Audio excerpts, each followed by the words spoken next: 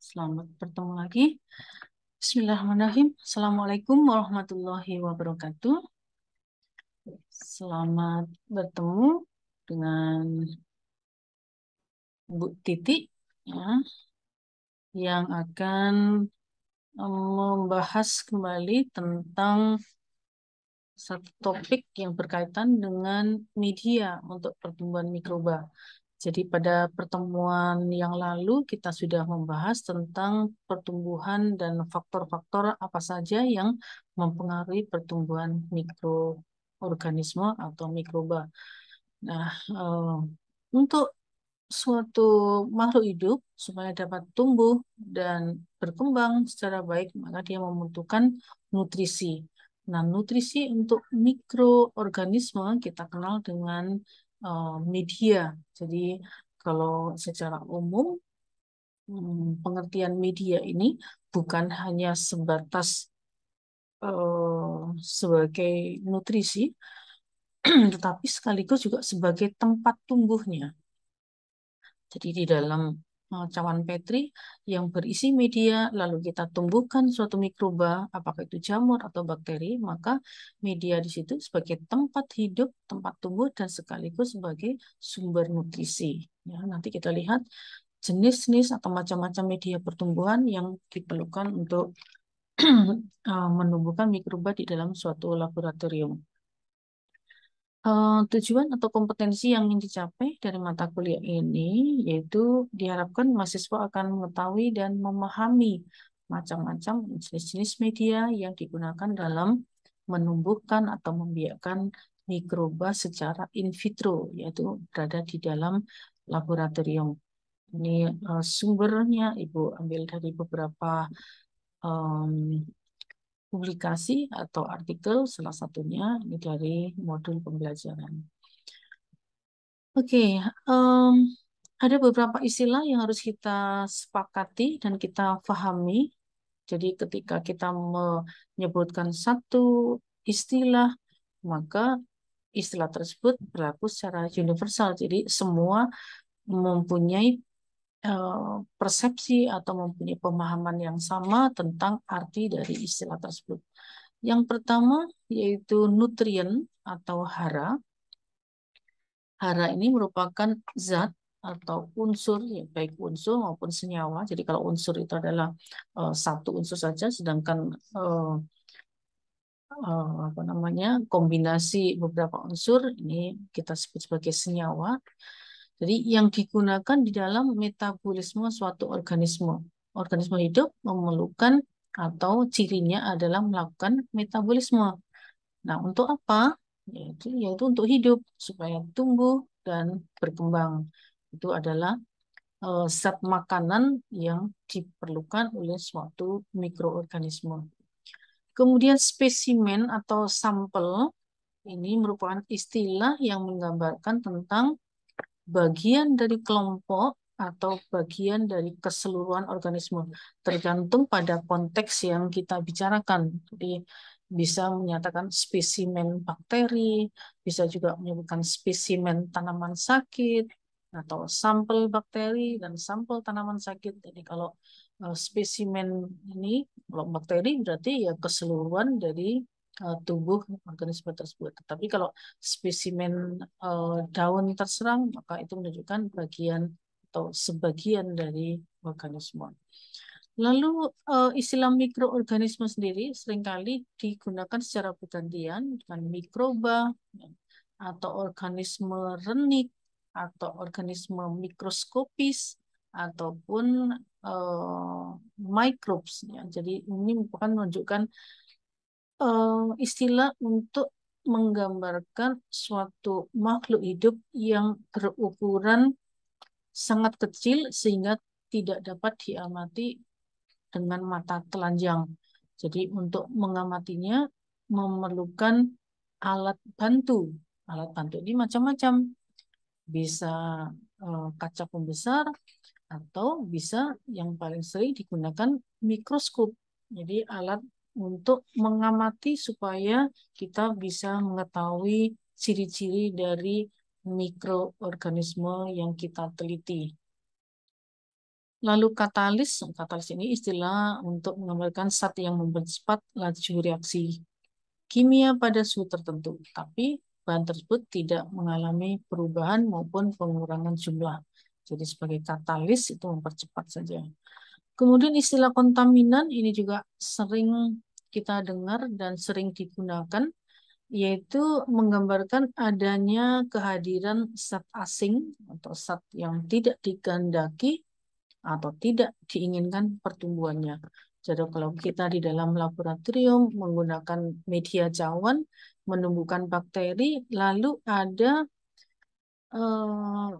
mikroba lain yang tumbuh tetapi tidak kita sengaja tumbuhkan, maka itu dikenal sebagai kontaminan. Peristiwanya disebut dengan peristiwa kontaminasi. Jadi bisa tertular, bisa tercemar. Jadi kontaminan merupakan zat asing, jadi yang tidak dikehendaki pertumbuhannya. Kemudian ada juga istilah aerob, anaerob, atau mikroaerofil. Ini menunjukkan kelompok apakah membutuhkan oksigen ataukah justru akan mati ketika ada oksigen. Jadi untuk nematoda aerob, untuk mikroba aerob ini menunjukkan kelompok jasad renik atau kelompok jasad kecil yang untuk hidupnya memerlukan keberadaan oksigen.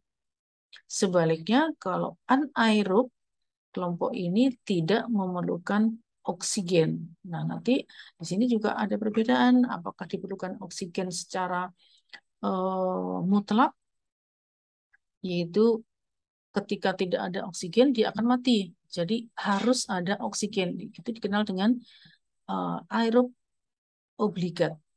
Ya, jadi selama hidupnya dia membutuhkan oksigen. Sebaliknya kalau aerob fakultatif dia bisa hidup dengan oksigen, dan ketika tidak ada oksigen dia pun bisa menyesuaikan diri dan bisa hidup tanpa keberadaan oksigen. Lalu istilah lain adalah hipotonik. Ini adalah istilah untuk menggambarkan sifat larutan dengan konsentrasi zat terlarut yang relatif lebih rendah dibandingkan dengan jumlah zat larut dalam larutan lain. Jadi misalnya ada sel bakteri yang dimasukkan dalam larutan gula.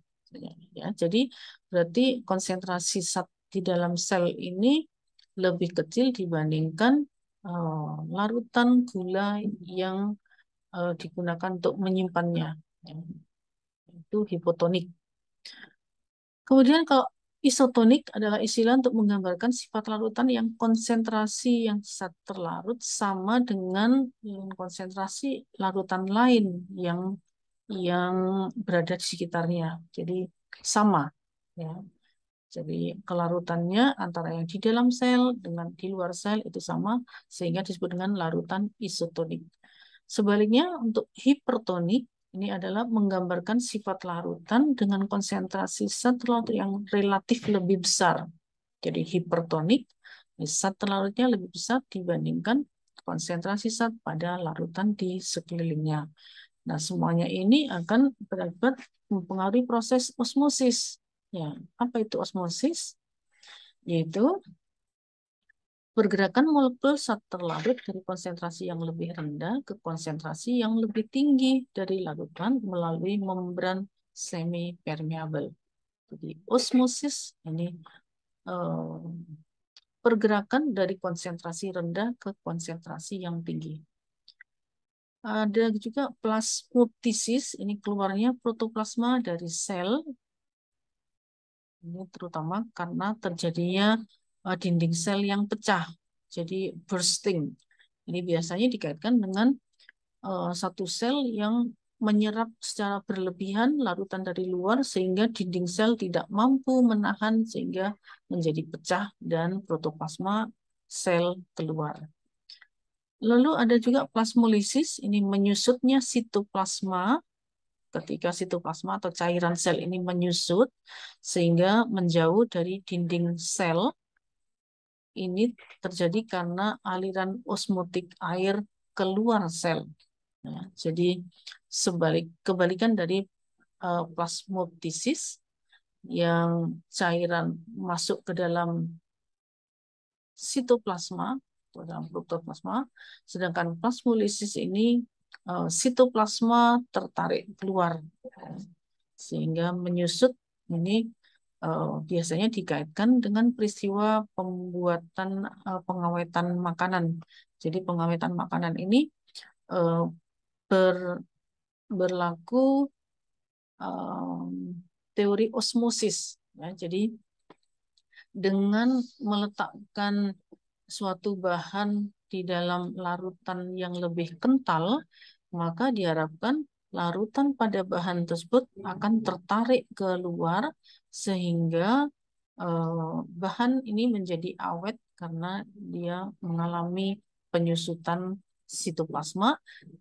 Di dalam hal tersebut, ketika ada bakteri pada bahan tersebut, maka bakteri-bakteri ini juga akan mengalami plasmolisis dan mengalami kematian sehingga sehingga makanan atau bahan-bahan lain yang diawetkan tersebut menjadi lebih tahan. Itu adalah prinsip dari pengawetan makanan.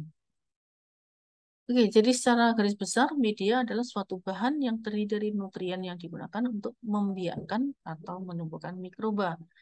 Lalu apa tujuan pembuatan media? Ini bermacam-macam. Ada yang digunakan untuk isolasi atau memisahkan suatu mikroba. Kemudian untuk perbanyakan, bisa juga untuk pengujian sifat-sifat fisiologis suatu mikroba. Lalu digunakan untuk perhitungan jumlah mikroba. Lalu dapat juga untuk transport spesimen dari satu tempat ke tempat lain untuk pengamatan. Dan tujuan lain adalah untuk identifikasi. Nah, media yang baik untuk pembiakan mikroorganisme harus mengandung unsur-unsur utama, yaitu seperti karbon, nitrogen, fosfor, sulfur, diperlukan juga logam, air, dan mineral. Jadi ini bahan-bahan utama yang diperlukan dalam suatu media. Nah, kita lihat lebih detail persyaratan media. Ini berkaitan dengan media yang baik untuk pertumbuhan mikroba diharapkan harus memenuhi beberapa persyaratan. Yang pertama yaitu susunan makanan. Di sini sekali lagi berkaitan dengan unsur-unsur yang harus ada di dalam suatu media. Nah, unsur apa saja yang ada ini tentunya ada unsur utama yang harus selalu ada, kemudian di samping itu ada unsur-unsur tambahan yang juga diperlukan dikaitkan nanti dengan jenis-jenis media dan tujuan untuk apa media tersebut digunakan. Kemudian temperatur ini juga menjadi syarat yang penting karena bakteri dapat tumbuh optimal itu membutuhkan suhu tertentu. Jadi ada kisaran suhu tertentu untuk pertumbuhan yang optimal, biasanya sekitar 37 derajat Celcius. Nah, ini sama dengan kisaran suhu tubuh manusia. Tetapi samping itu ada juga bakteri atau mikroba yang tumbuh pada suasana dengan suhu yang lebih tinggi. Oleh karena itu, berkaitan dengan temperatur ini juga kita kenal beberapa kelompok bakteri. Ada bakteri psikrofil, ada bakteri mesofil, ada bakteri termofil. Jadi itu disesuaikan dengan kebutuhan atau tingkat suhu yang diperlukan. Lalu tekanan osmosis ini juga patut diperhatikan karena secara umum mikroba bahkan juga bakteri membutuhkan media yang sifatnya adalah isotonik. Jadi kita lihat tadi di pengertian yang sebelumnya bahwa isotonik ini larutan antara yang dimiliki oleh bakteri atau dalam suatu mikroba ini sedapat mungkin sama tingkat pengencerannya atau tingkat kekentalannya dengan larutan yang ada di sekitarnya. Jadi apabila media bersifat hipotonik, jadi medianya kurang kental, maka bakteri akan mengalami plasmodisis karena pergerakan cairan ini bergerak dari yang konsentrasi rendah ke konsentrasi yang tinggi. Nah, apabila bersifat hipertonik, maka bakteri akan mengalami plasmolisis. Ya, jadi peristiwa kebalikannya dari plasmolisis. Lalu derajat keasaman atau pH untuk media ini sebagian besar mikroba membutuhkan pH yang di sekitar netral, ya, jadi sekitar 7. Tapi ada juga beberapa kelompok mikroba atau bakteri yang membutuhkan perlakuan khusus. Jadi medianya membutuhkan pH yang tinggi atau pH yang rendah. Misalnya sebagai contoh bakteri Vibrio membutuhkan pH alkali di sekitar 8 sampai 10 untuk dapat tumbuh normal. Jadi pH yang sifatnya alkali. Lalu sterilitas atau kesterilan jadi dari media maupun lingkungan tumbuh ini merupakan hal mutlak yang dibutuhkan untuk melakukan pemeriksaan mikrobiologi atau pemeriksaan mikroba. Karena bakteri yang diharapkan tumbuh adalah bakteri yang memang kita jadikan target. Ya, bakteri yang dipelajari adalah bakteri tertentu yang kita harapkan tumbuh, bukan bakteri lain yang tadi kita sebut sebagai kontaminan. Jadi jika media yang digunakan tidak steril, maka tidak dapat dibedakan nanti apakah yang tumbuh merupakan bakteri yang memang dibutuhkan ataukah bakteri yang hanya sekedar sebagai kontaminan.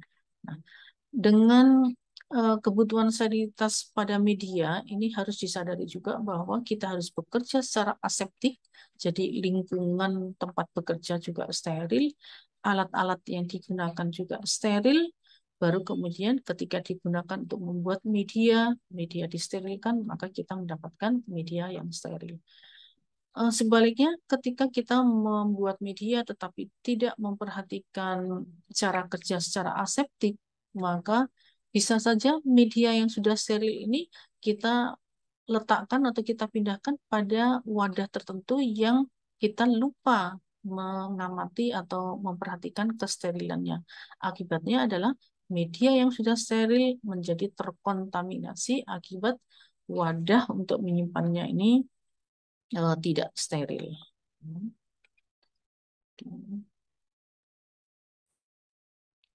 Baik, kita lihat macam-macam media. Yang pertama berdasarkan sifat fisiknya, ada media padat, ada media cair, dan ada media semi padat.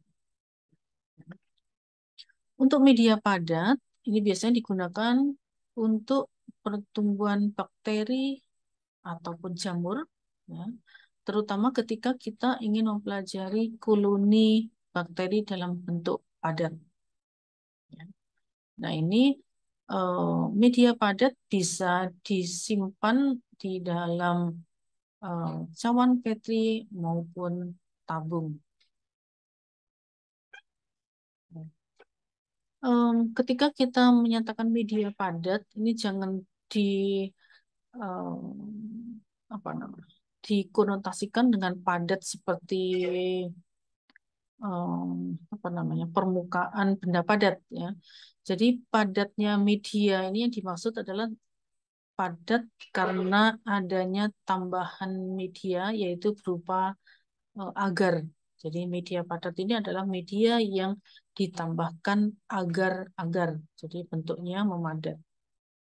Ketika media ini tanpa agar atau agarnya kurang, maka kita tidak mendapatkan media yang permukaannya padat. Nah, ketika kita ingin mempelajari koloni bakteri, berarti kita menumbuhkan bakteri di dalam media tersebut, lalu akan terbentuk koloni bakteri yang bisa diamati baik itu warnanya, kemudian bentuk koloninya, lalu elevasi atau permukaan dari koloni, itu semuanya bisa diamati dengan menggunakan media padat. Ya.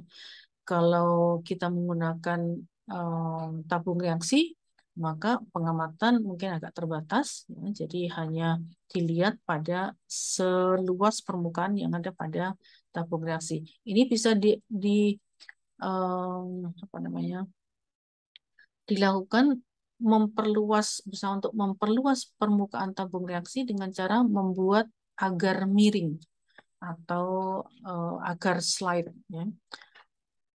Agar slant ini adalah kita meletakkan media di dalam tabung reaksi, lalu tabung ini dimiringkan sekitar 45 derajat. Ini menyebabkan permukaan media ketika memadat ini akan mengikuti kemiringan permukaan tabung. Jadi menjadi lebih besar dibandingkan permukaan tabung yang diletakkan secara tegak. Nah, untuk lebih baik di dalam mengamati dan mempelajari koloni bakteri, maka kita menggunakan cawan Petri. Ya, cawan Petri pada umumnya berukuran 9 cm diameternya, lalu diisi media sekitar 15 sampai 20 cc, ya, 15 sampai 20 mili, sehingga memiliki ketebalan sekitar 1 cm. Nah, ini kemudian digunakan untuk memindahkan dan menumbuhkan kultur mikroba yang ingin kita pelajari, apakah itu jamur ataukah bakteri. Ya.